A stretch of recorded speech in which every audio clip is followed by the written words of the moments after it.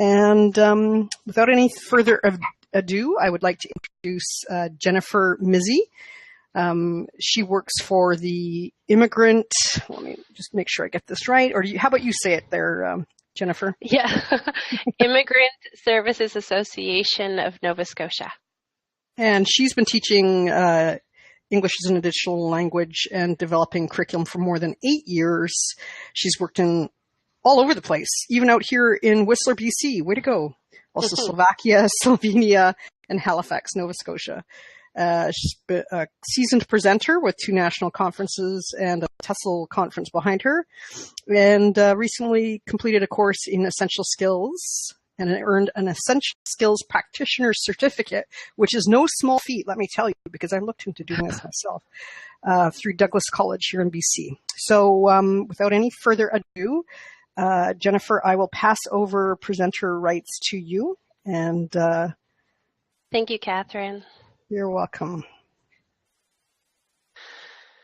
Do you want, actually, maybe I'll take the presenter rights back quickly and change over to your slides for you. Great, thanks.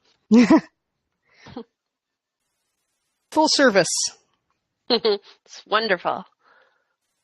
There Perfect. We go. And then back at you. Okay. So before we get started, I wanted to get an idea of who is in the audience today. So I was just going to ask you a few yes or no questions. And if your answer is yes, you can simply use the raise hand function to indicate a yes response. And if your answer is no, then you could just leave your hand down. So is this the first time that you're hearing about essential skills? Okay, good. So I would see for most of you, you've heard of essential skills before. And would you say you're very familiar with them? If that's a yes, you could just raise your hand. Excellent. Quite a few hands raised. Perfect. And are you already using essential skills in your lessons? Wonderful. So perhaps you could share some of your own ideas when we get chatting later on. So I'd like to thank you all for attending this presentation on incorporating essential skills into your English for work and business classrooms. My goal is to leave enough time at the end of the session for questions and comments, but please feel free to ask questions as we go through. You can type your questions into the chat box and I will answer as many as I can, and Catherine will also be helping me go through the questions. And I will provide you with my contact information on the last slide if you would like to send me comments or questions at a later date. So our objectives, or my objectives for this presentation, is to discuss what essential skills are and why they are worth bringing into the EAL classroom. And because many of you are already familiar with essential skills and you're already using them, we will go through the essential skills and I won't spend a whole lot of time on them, but if you do have questions, that's fine. I'd also like to explore the relationship between Canadian language benchmarks and essential skills, and then to help you look at your lesson plans through an essential skills lens. So, essential skills were identified through research and interviews conducted by Human Resources and Skills Development Canada, or HRSDC. They are now Employment and Social Development Canada, ESDC. They did thousands of interviews with Canadian workers, and the first rounds of surveys were done between 1994 and 1998. They looked at the different skills that people needed for working and living, and they put them on a proficiency rating scale of 0 to 500. And it was determined that a level 3, which is the equivalent to 225 to 326, is the minimum level adults need to deal with the complexities of life and work. And they looked at 3 different areas at that time. They looked at writing, document use, and numeracy. Essential skills enable people to perform tasks required by their jobs as well as adapt to change. They are generic skills that are used in nearly all occupations and in everyday life. They are transferable from school to work, job to job, and further education or training, including apprenticeships. They also provide the foundation for learning other skills such as technical skills and job workplace skills. So there are 9 essential skills altogether, and I'm just going to quickly go through each one, and for anyone who's new to essential skills, I'll give you a brief description of what they are.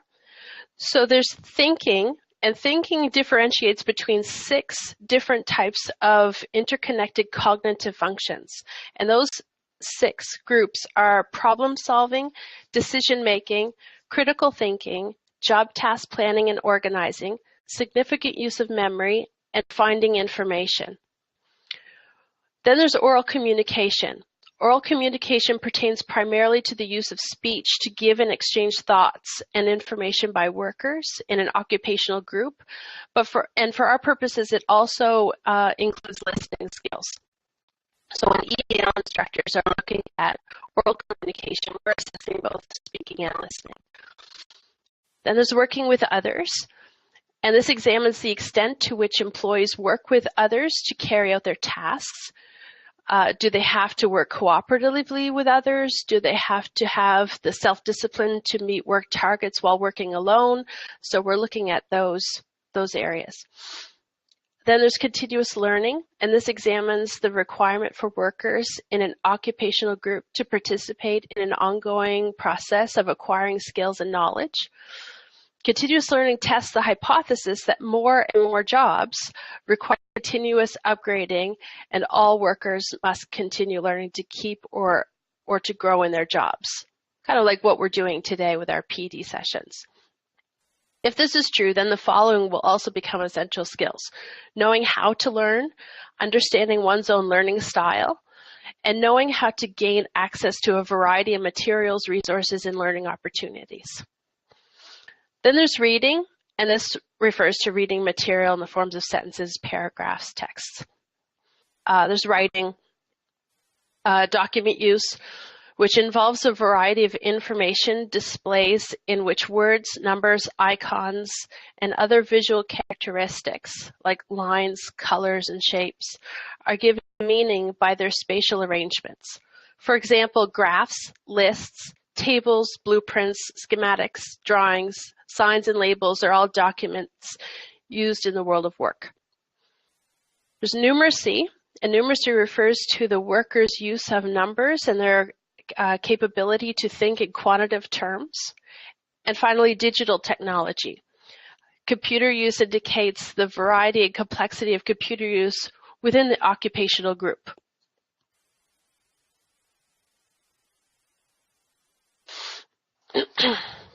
So for instructors of English as an additional language, ESDC has laid out an easy step-by-step process for you to follow when introducing essential skills to your learners.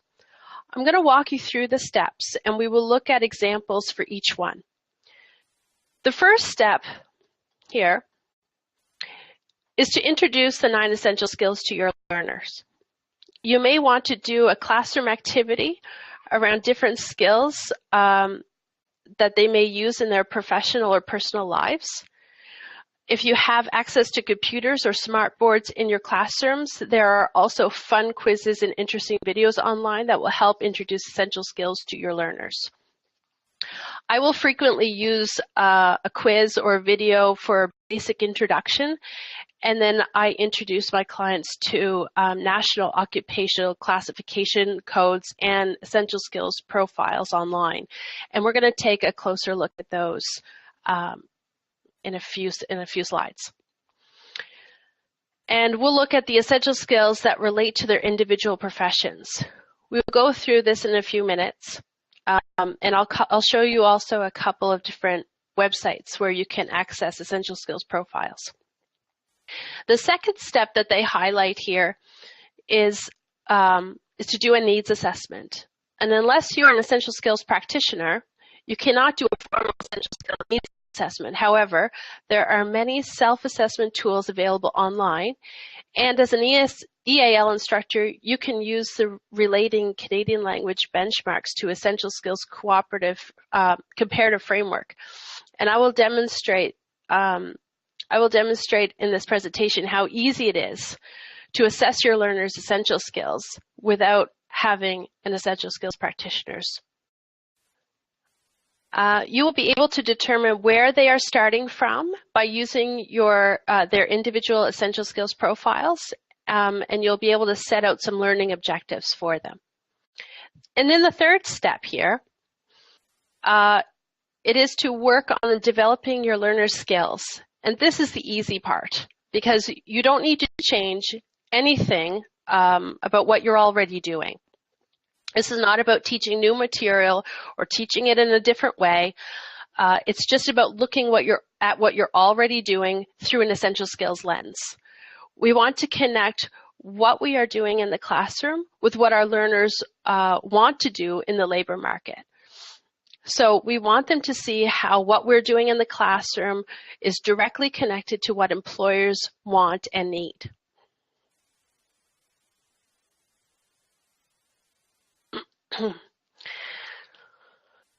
So we're going to go through the steps, and I will show you how I introduce essential skills to my learners, how I assess their needs and identify their goals, and finally I'll show you how we look at a lesson plan through an essential skills lens.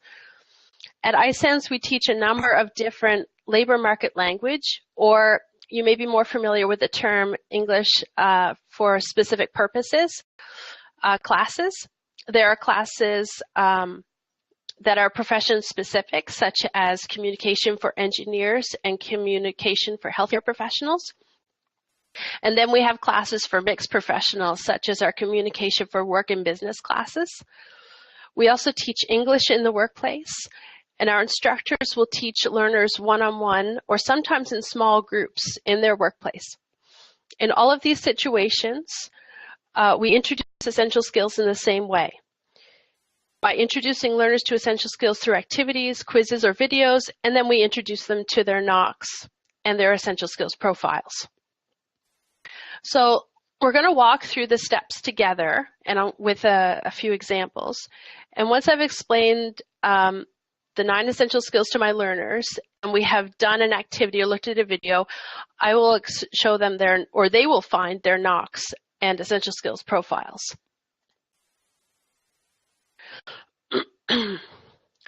So there are 2 sites that I use to pull up the essential skills profiles. The first one is ES Portfolio. It's this one here. Catherine is going to provide you with the links. Thank you very much. And the other one is the ESDC Job Bank.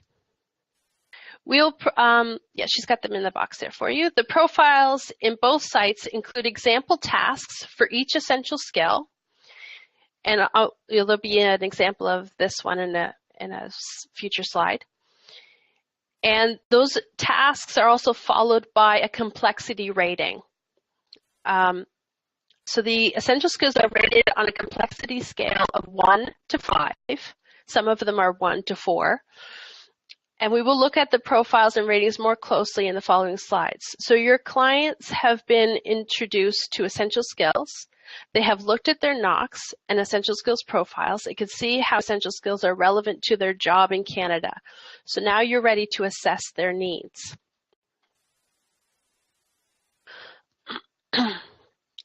EAL instructors can use the comparative framework to do this quite easily. So you can download this document as a PDF from the site, and Catherine will also post the link to this PDF for you in the chat box.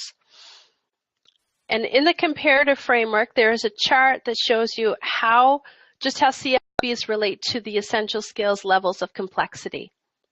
It is important to remember that if you share these numbers with your learners, that you explain the differences in the numbers, because in essential skills 1, as you can see here, is the equivalent to a 7 in listening, but 1 seems very low. when they may be more familiar with CLB. So that's something to keep in mind. As EAL instructors, we have the authority to tell a learner that they are a completed CLB whatever. So if your learner is a completed CLB 6, then you as an EAL instructor have the authority to share that with them, or if they're completed CLB 8. But unless you are an Essential Skills Practitioner, you can't tell your learner that they are a completed Essential Skill level 2, level 4. We can only say that they're working in those levels. As you can see from the chart, there's quite a range. So if we look at reading, for example, a reading Essential Skill level 1 has a CLB range of 3 to 5. So it's also important to note that both speaking and listening fall under the Essential Skill oral communication, and document use score down here is a combination of a learner's reading and writing CLB score. So I'm going to ask you a couple more questions, and if you can just type your response into the chat box, that would be great. I'm just looking for a number. So if you have a learner and they have a CLB reading score of an 8, what would their Essential Skill score be? Excellent. Yeah. Ryan, Drew, that's perfect, exactly. And if a learner has a CLB speaking score of a 7, what would their Essential Skill score be? Ryan makes a good point, really depends on the complexity of the task, absolutely. So we're just looking at the comparative chart. I just want to make sure everyone's reading the Christine Adams. I'm not sure, but good. It did go a little crazy there, you're right.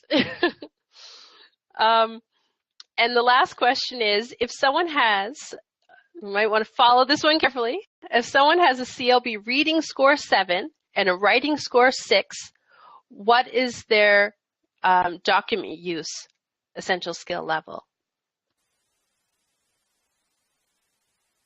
So a reading score of 7 and a writing score of 6, where do they fall in document use?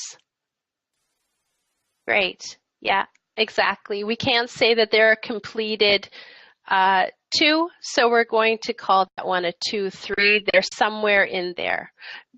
We know that with the CLBs, for someone to be a completed, have a completed score, they need to have 70% of the, be able to do 70% of those competencies in that range. So we don't know with the Essential Skills how many there are, if they're achieving 70%, if that's even what they're aiming for. So yeah, it would be a 2-3. Excellent. We're going to come back to that in a second. So let's assess the Essential Skills scores of some example learners. So if you have a pen or pencil and a piece of paper, you can record your answers and then we can all compare them together. We're going to look at the bookkeeper together. Let's see if this is okay.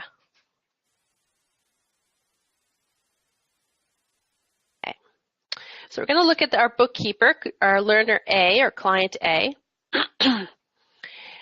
And we're going to, he has CLB scores of 6, 6, 6, 6. Listening, speaking, reading, writing, and that's how they're organized up here. Listening, speaking, reading, writing. So using the comparative framework, we can calculate that his current essential skill scores, I might have to zoom back out here so we can see, are going to be, he has a listening 1, yes, 6 falls under the 1 here. But his speaking, because it's a 6, he's going to be a 1-2. Because we have a speaking 6 here and a speaking, speaking is also a 6 here under the 2. So he falls under both. His reading, 6, so he is a 2, essential skills 2. His writing is also a 2.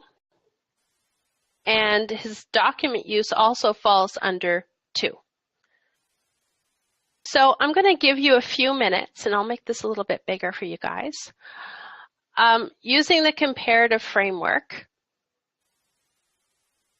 There we go. I hope you can see it clearly.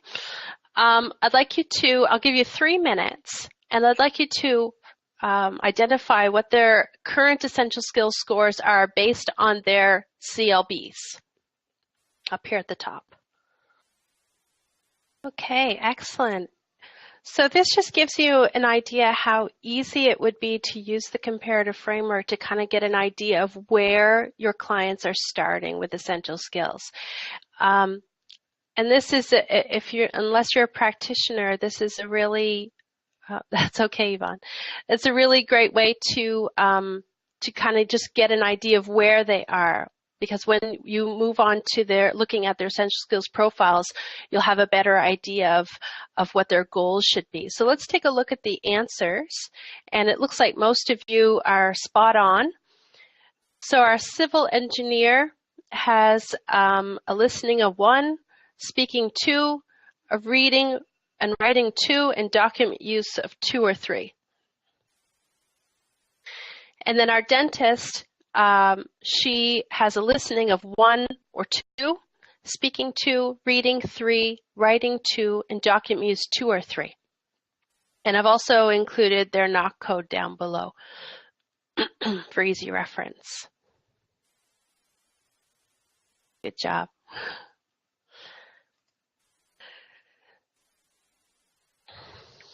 Okay. So once you have assessed your learners' needs, or you know where they're starting, we can use the essential skills profiles from either the ESDC or ES Portfolio site to identify their learning goals, or what their learning goals should be. Here we have a shot of the bookkeeper's essential skills profile. This is the profile that you would find on the ESDC job bank site.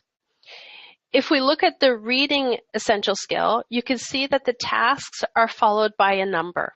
And I mentioned this one before.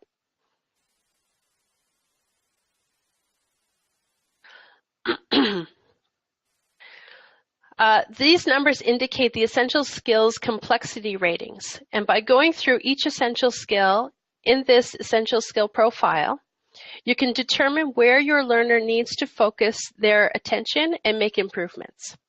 You can also use the tasks in the profile to give you ideas for activities in the classroom, and learners will appreciate the practical, real-world exercises that you incorporate into your lessons.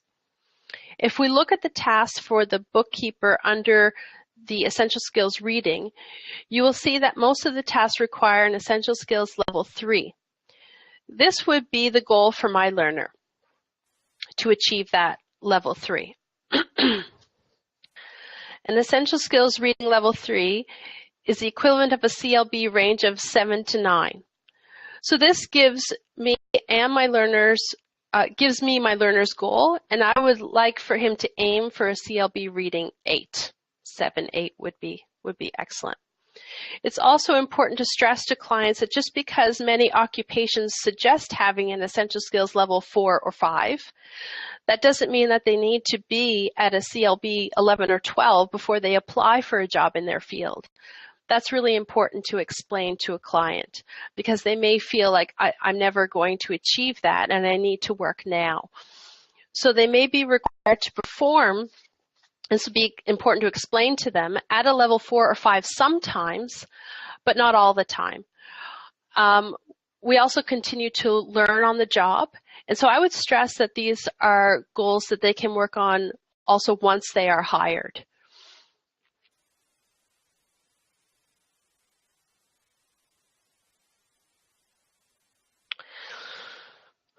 So you can see that I have included the desired essential skills score for each learner, and these are all based on the tasks highlighted in the essential skills profiles. I look at the tasks required for each skill and determine the level a learner should aim for in order to be successful in gaining and maintaining employment in their field. If we look at our dentist here for a moment, we know where she is starting. And by going through her essential skills profile, I looked at the tasks, and the majority of the listening tasks were at a level 3, which is the equivalent of a CLB 9 to 10. And same with the speaking. Her reading ideally would be at a 3, which is equivalent of a 7 to 9 CLB. Her writing a 4, which is the equivalent of a 9 CLB. And document use would be somewhere in the CLB 7 to 8 range, or an essential skill level 3. So as you can see here, she's already working at a CLB 3. And so that would be very motivating for her to see if she saw the profile and compared it to where she is now.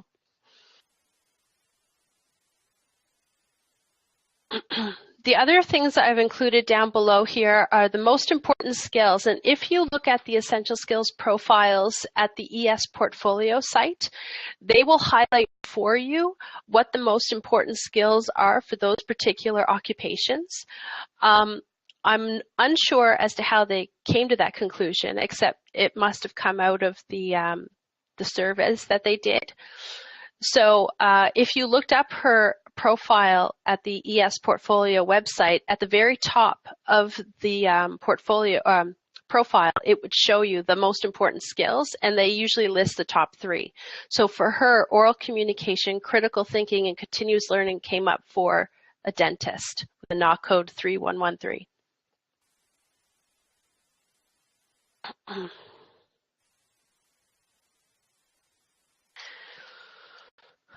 Finally, we're going to take a look at your lessons through an essential skills lens. So the most important thing to remember is that you do not have to change a thing about how you're teaching or what you're teaching. So we are just looking at what we're teaching through a different lens. Instead of thinking about improving your learners' CLBs, we are looking at improving their essential skills. Here we have the bookkeeper's essential skill profile again. And this time we're looking at the writing tasks. Our bookkeeper currently has an essential skills writing 2 score, and his goal is to have an essential skills writing 3 score to work as a bookkeeper in Canada. When I look at these tasks, I see that I can see that at an essential skills writing 3, my learner needs to be able to write formal professional letters of request, for example. This is something we already teach in many of our labor market language or ESP classes at iSense. This is not new to me as an LML instructor. So I've been teaching this for years. It's nothing new. However, I can use this profile to inspire my learner, create motivation in my learner, or give me ideas for tasks that my learner will see as being useful and practical in his profession. I say his because it was a gentleman in the picture.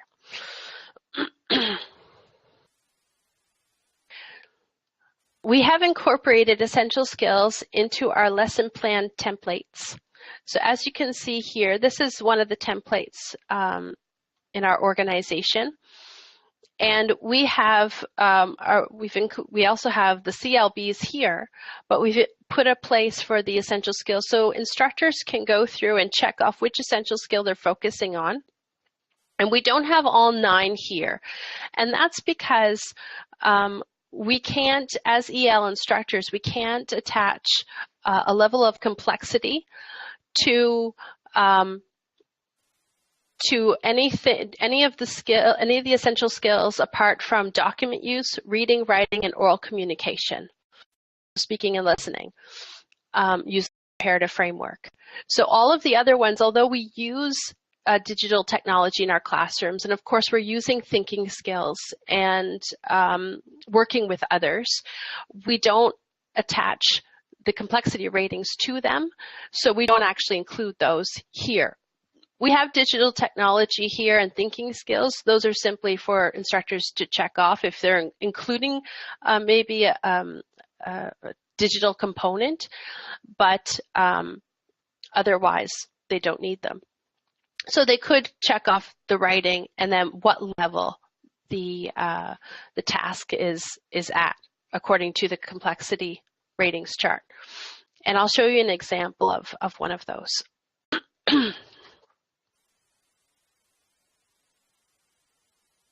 So here, we'll go back to our bookkeeper.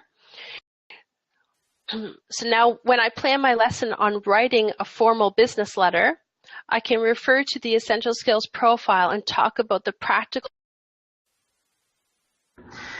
I'll start that again. Now when I plan my lesson on writing a formal business letter, I can refer to the Essential Skills profile and talk about the practical uses for my learner.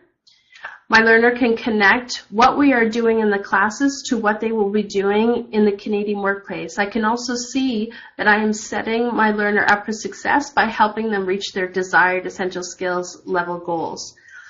And at the end of a class, our learners receive language assessments, and on those assessments, we provide them with the completed CLB score and a working in essential skills score. Now when they look at their NOCs and their essential skills profiles online, or when they meet with their employment counselors, they can see their progress and they know where they need to improve. LML, yes, it's labor market language, that's right. And is there still an echo?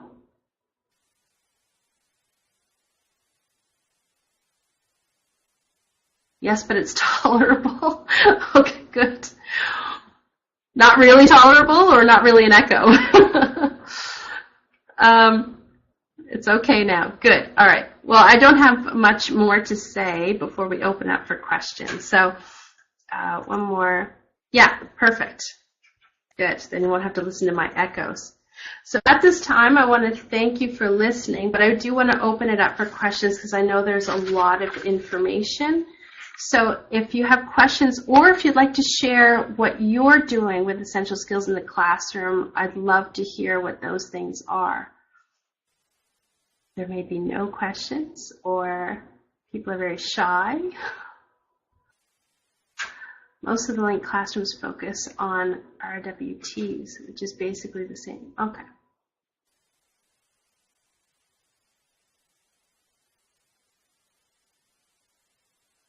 I just took a course through Douglas College on using essential. Oh, excellent. Do you have any practical tips for the link instructors who may be listening? Most of the work I've been doing at iSANS has been with the labor market language, and we work primarily with with clients who have a CLB of 5+, most of them 6+. But how large are your classes and what is ideal? That really depends on the course. So I mentioned that we do have English for specific purposes classes, like the ones for engineers and healthcare professionals, and that really ranges. Typically no more than 18 or 20 clients, but generally they're smaller, sort of in the 10 to 12 range. But then our EWP instructors, English in the workplace, they will work one-on-one or with small groups. One interesting point we were looking at was how to integrate some more numeracy into our lessons. That's a great point. I've been doing some essential skills workshops with the staff here at iSANS, and we've been talking about how to incorporate some of those other essential skills into our work more directly. Numeracy keeps coming up, and as I explained to them, is we're looking at it simply through a language perspective. So when they think about teaching numeracy, nobody wants an EAL instructor teaching numeracy, or no one wants me doing that anyway. But what we teach is the language around numeracy. So in our, for example, our engineers course, we look at the language that goes to talking about measurements, quantities, percentages, things that they would need to do in their job. So it's the language we're focusing on and not necessarily the math. It's just taking a look at task complexity, like we do with CLBs, and then relating those to the Essential Skills Framework. Absolutely, Ryan. Thank you.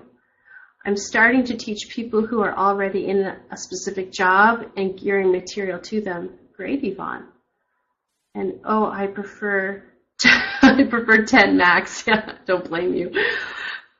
Linked classes in BC tend to be 18 plus. Wow. Too many. That would be a large group. And do you tend to hold on to everybody? Do they make it to the end of the course? Jennifer, that is critical for engineers. How are you guided in vocabulary selection? We work from a curriculum that we developed here at ISANS, and we went through the curriculum with the governing body here, the engineers of Nova Scotia, the licensing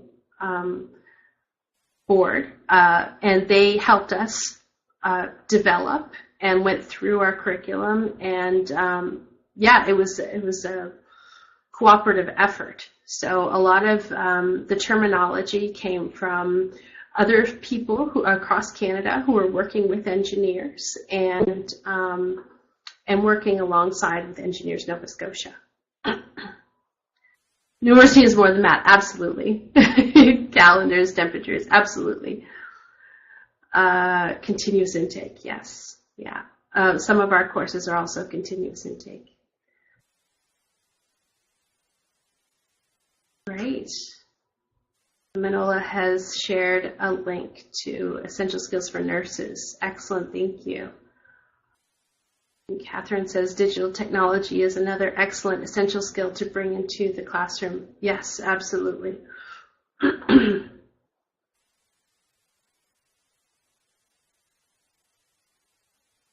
This is excellent. Does anyone else have any practical examples how you're incorporating essential skills into your classes? Digital technology comes from classes that are flipped and or blended. My question may not have been clear. Well, is your resource for engineers generally available? Our curriculum, we have a textbook that is available, and if you contact ISANS, then they can provide you with that document. We also do a lot on continuous learning styles and strategies. Excellent. Something else we've developed here at ISANS is the skills portfolio, and our clients will do a one-time 3-hour workshop on the document, the skills portfolio, and in that portfolio we have self-assessment checklists for both the CLBs and essential skills. We have a place for them to record work experience and language learning experience, and also to do some learning style quizzes. And this is a document that they can take with them to different courses at ISANS, and also when they're meeting with their employment counselors. It's supposed to be a living document similar to the PBLA. It has a dossier in the back, so they can keep track of documents and samples of their work, or evidence of the skills they've developed, and they can keep those in the dossier.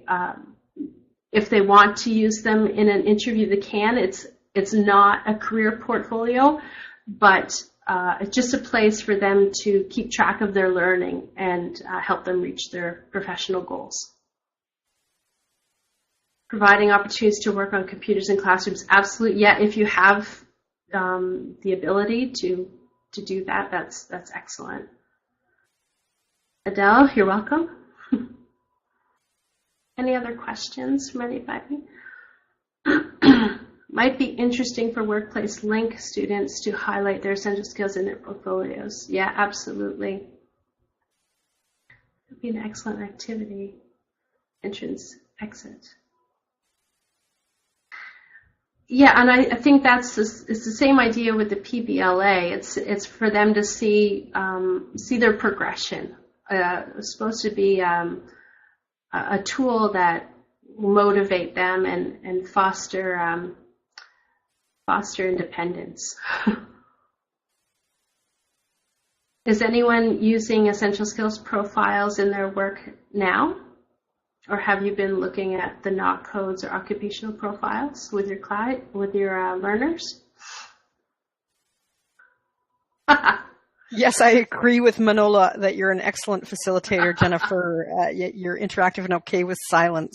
Sometimes in these things, it takes a while for people to type in their answers, and so it's good that you have a moment to pause and wait. That's okay with me. And Stephanie says, I do not use the NOC website, but it's under renovation, so not all the links work. That's true.